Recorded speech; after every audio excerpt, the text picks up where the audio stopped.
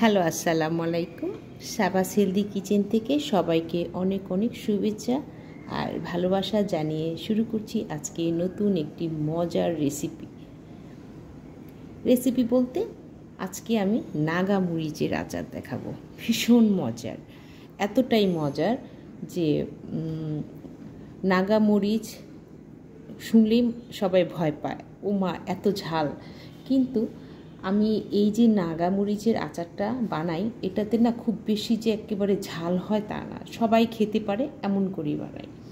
কেননা যে আমি যখন নাগা মরিচের আচারটা বানাতে যাই তখন আমি বাজার থেকে এমনভাবে বোম্বাই মরিচ বুঝে শুনে কিনি যে যাতে আচারটা সবাই খেতে পারে।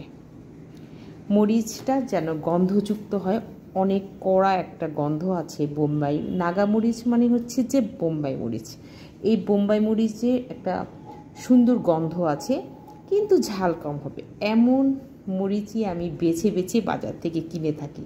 তাই আমার আচারটাও ভীষণ টেস্টি হয়। বছর না শেষ হতেই আমার এই আচারটা শেষ হয়ে যায়। তো যাই হোক, আপনারাও এরকম করে নাগা মরিচ কিনে তারপর আচারটা বানিয়ে নেবেন। তবে আরও কিছু ব্যাপার আছে এর মধ্যে। আমার নাগা মরিচের আচারের মধ্যে আমি একটু কাঁচা ইউজ করে থাকি। তারপরে হচ্ছে যে রসুন বাটা, রসুন এরকম টুকরো করে লম্বা করে নিয়েছি। আবার ছোট রসুন হলে আপনারা আস্ত রসুনও দিয়ে দিতে পারেন। আর এই আচারটা বানাতে আমার যা যা উপকরণ লাগছে সেগুলো কিন্তু আমাদের ঘরেই থাকে, সবার বাসাতে কম বেশি থাকে। যেমন ধরুন কালিজিরা লাগছে, এখানে কাসুন্দি লাগছে, কাসুন্দি যেটা বলে। আর কাসুন্দি যদি না থাকে, সরিষা তো সব বাসায় থাকে সব সময়। তো সরিষা বাটাও, কাঁচা সরিষা বাটাও এখানে আপনি ইউজ করতে পারেন। তারপর হচ্ছে সরিষার তেল, এটাও সবার বাসায় থাকে। ভিনেগার এটাও থাকে। তার মানে যে সব কিছুই কিন্তু আপনার হাতের কাছে। তাই আমি বলছি যে এই আচারটা বানাতে কিন্তু খুব বেশি সময়ও লাগে না, আবার খুব বেশি উপকরণও লাগে না। একদম ঘরে থাকা উপকরণ দিয়ে এই মজার নাগামরিচের আচারটা কিন্তু বানিয়ে নিতে পারেন। তো আমি এই নাগামরিচের আচারটা কিভাবে বানিয়ে নিয়েছি পুরো ভিডিওটি স্কিপ না টেনে দেখে নেবেন। চলুন তাহলে মূল রান্নায় চলে যাই। নাগা মরিচের আচারটা বানানোর জন্য প্রথমেই আমি একটা ছোট্ট হাঁড়ি বসিয়ে নিলাম। হাঁড়িটা কিন্তু আমার একদমই গরম হয়ে গিয়েছে। এখন এর মধ্যে আমি দিয়ে দিচ্ছি সামান্য পরিমাণ সরিষার তেল। তেলটাকে একটু গরম করে নিব। এরপর এখানে আমি সরিষা আর জিরে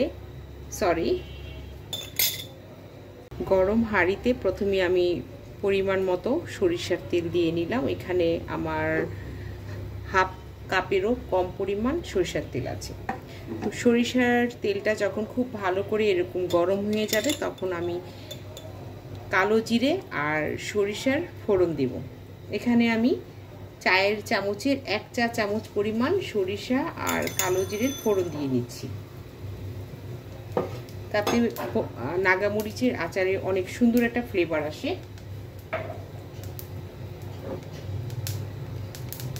এরপর আমি এখানে দিয়ে দিব রসুন বাটা।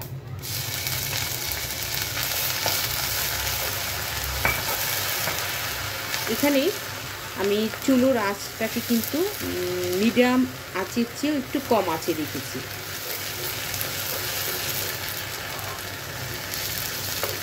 এখন এখানে দিয়ে দিব এই যে কাঁচা আমের টুকরোগুলো।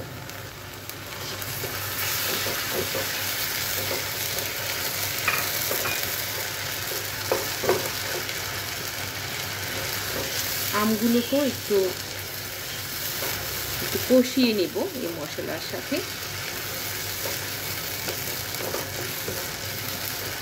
এর মধ্যে না আমি একটু লবণ দিব, যেটাকে বলে নুন। দিয়ে দিচ্ছি চায়ের চামচের 1 চা চামচ পরিমাণ।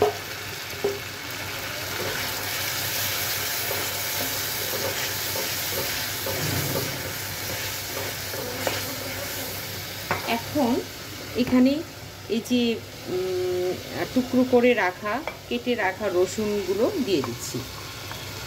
এখানে আপনি আস্ত রসুনও কিন্তু ইউজ করতে পারেন।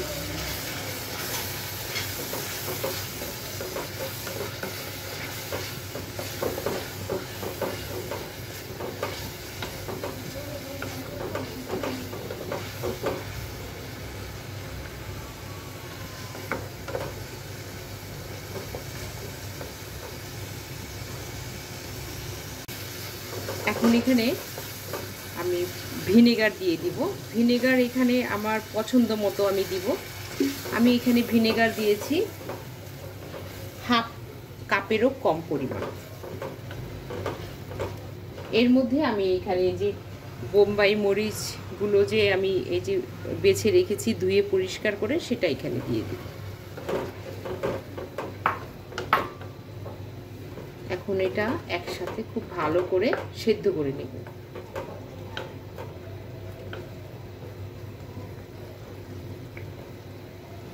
তবে এর মধ্যে আমার একটা জিনিস বাকি আছে, সেটা হচ্ছে যে কাসুন্দি।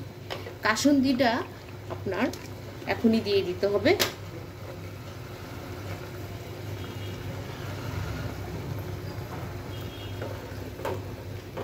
এটা বোম্বাই মরিচের আচারটাকে অনেক গুণ স্বাদটা বাড়িয়ে দিবে।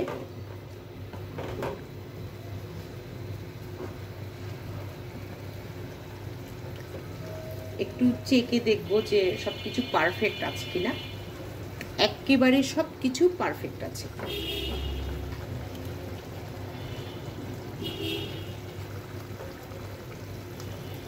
এখন আমি একেবারে লো হিটে দিয়ে দিব। এটা অল্প আছে, এটা আস্তে আস্তে সেদ্ধ হয়ে আসবে। এখন আমি এখানে একটু ঢাকনা দিয়ে ঢেকে দিব। হচ্ছে গিয়ে যে বোম্বাই মরিচটাকে কিন্তু খুব ভালো করে সেদ্ধ করে নিতে হবে।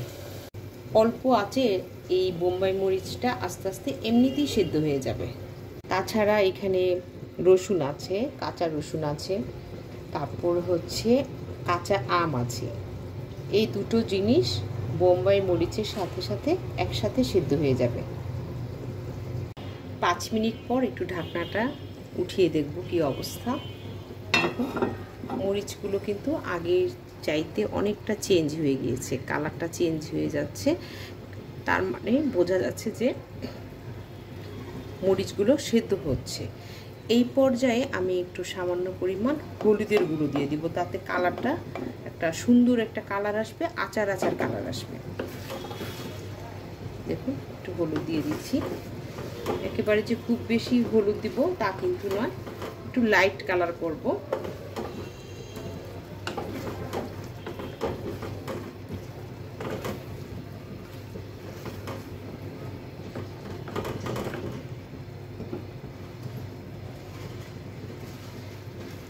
আমি একটু একটু করে দেখে নিয়ে দিচ্ছি, একবারই বেশি করে দিয়ে দিইনি।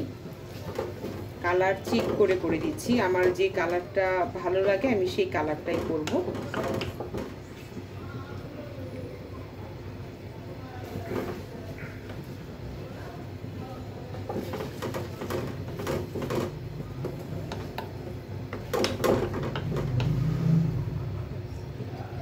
আমি জাস্ট এই কালারটাই রাখতে চাচ্ছি, তাই আমি এই কালারটাই রাখবো। এবং আর হলুদ আমি এখানে ইউজ করব না। আবারও ঢাকনা দিয়ে ঢেকে দিচ্ছি আরও 5 মিনিটের জন্য। অর্থাৎ আমার এই বোম্বাই মরিচের আচারটা বানাতে সর্বমোট প্রথম থেকে শেষ পর্যন্ত 15 মিনিট, 10 থেকে 15 মিনিট। 3 মিনিট পর আমি আবারও ঢাকনাটা উঠিয়ে নিলাম। দেখুন এখন কিন্তু মরিচটা অনেকটাই সেদ্ধ হয়ে গিয়েছে। এই আচারটাকে যদি আপনি আরও বেশি কালারফুল করতে চান, সেক্ষেত্রে আপনি ইচ্ছে করলে এখানে একটু লাল মরিচের গুঁড়ো দিয়ে দিতে পারেন।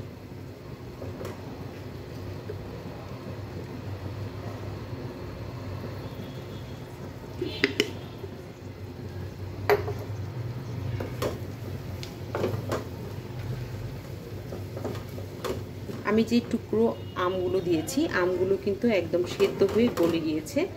আমিও আরও ভালো করে এটাকে একটু চাটাগুলোকে একটু পিষিয়ে দিলাম, যাতে করে এটা একেবারে মাখা মাখা হয়ে যায়। এখন এই পর্যায়ে আমি এখানে আর একটু কাঁচা সরিষার তেল দিব।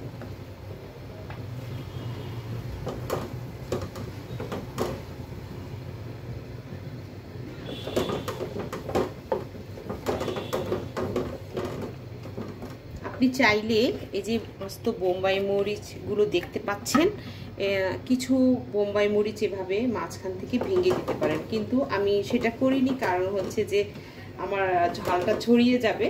তারপরও আমি একটি দুটি বোম্বাই মরিচ ভেঙে দিতে চাচ্ছি। কারণ হচ্ছে গিয়ে যে আমার বোম্বাই মরিচগুলো কিন্তু কম ঝালযুক্ত। আমি ওরকমভাবেই কিনেছি। আমি প্রথমেই বলেছি যে বোম্বাই মরিচগুলোকে এইভাবে একটু ভেঙে দিলে একটা ভেতর থেকে সুঘ্রাণ ওটা বের হয়ে আসবে।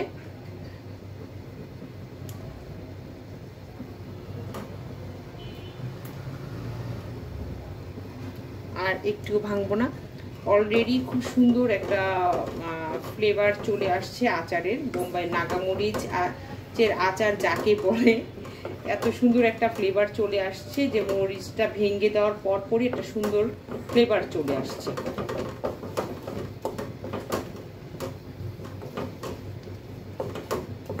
তো দর্শক, আমি বলবো যে আমার কিন্তু আচারটা বানানো হয়ে গিয়েছে। এখন আমি এই আচারটা একটু ঠান্ডা করে নিব, তারপর একটা ছোট্ট বয়মের মধ্যে এটা তুলে নিব।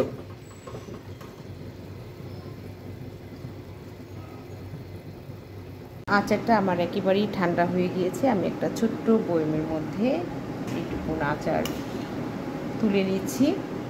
আর এইটুকুন আচার আমার পুরো বছর হয়ে যাবে, কারণ এটা এত ঝাল আচার যে অল্প করে খেলে এটা পুরো বছরে চলে যায়।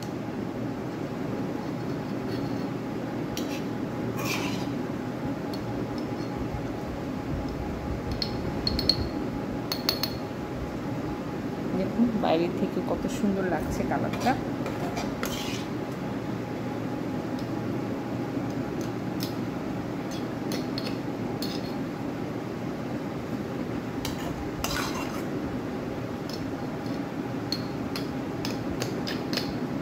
খুব সহজেই দেখুন কত সুন্দর একটা আচার আমি বানিয়ে ফেললাম।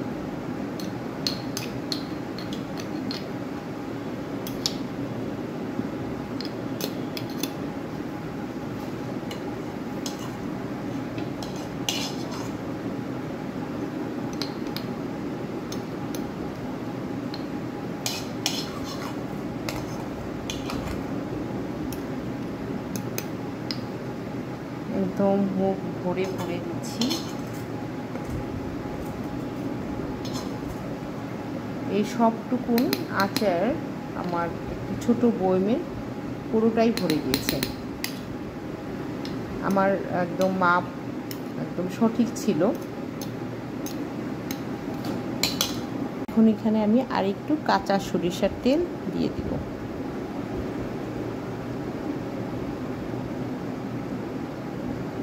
এই আচারটা আমার পুরো 2 থেকে 3 মাস বা 4 মাস এটা রোদের মধ্যে আমি দিব, যাতে আচারটা রোদের মধ্যে আরও সফট হয়ে সুন্দর হয়ে আরও টেস্টি হবে আচারটা। তো হয়ে গেল আমার দারুণ মজার নাগা মরিচের আচার। খুবই অল্প সময়ের মধ্যে ঘরে থাকা উপকরণ দিয়ে এরকম একটি মজার নাগা মরিচের আচার আপনি খুব সহজেই বাড়িতেই বানিয়ে নিতে পারেন। কি প্রয়োজন আছে মার্কেট থেকে কিনে খাওয়ার? একেবারে ফ্রেশ, একেবারে কি বলবো যে মানে খুবই একটা হেলদি আচার হয়ে গেল। কারণ এখানে আছে কালো জিরে, আছে রসুন, আছে সরিষার তেল, কাঁচা সরিষা, কাসুন্দি, সব কিছুই কিন্তু আমাদের স্বাস্থ্যের জন্য খুব উপকারী। আর আমি আমার পছন্দ মতো বোম্বাই মরিচটাকে আমি বেছে নিয়েছি, কম ঝাল এবং খুব সুঘ্রাণ। তো সব কিছু মিলেই আচারটা কিন্তু খুব মন্দ হয়নি, খুব ভালোই হয়েছে। তো যাই হোক, কথা না বাড়িয়ে আমি এখন বিদায় নিতে চাচ্ছি, কারণ আমি অনেক বেশি টায়ার্ড হয়ে গিয়েছি ভিডিও করতে করতে। তো বিদায় নিচ্ছি, সবাই ভালো থাকবেন, সুস্থ থাকবেন, সুন্দর থাকবেন। আল্লাহ হাফিজ। আমার এই আচারটি কেমন হয়েছে এবং ভিডিওটি কেমন হয়েছে সেটি জানিয়ে অবশ্যই আমাকে কমেন্টস করবেন, আর অন্যদের সঙ্গে বেশি বেশি করে শেয়ার করবেন। সবাই ভালো থাকবেন।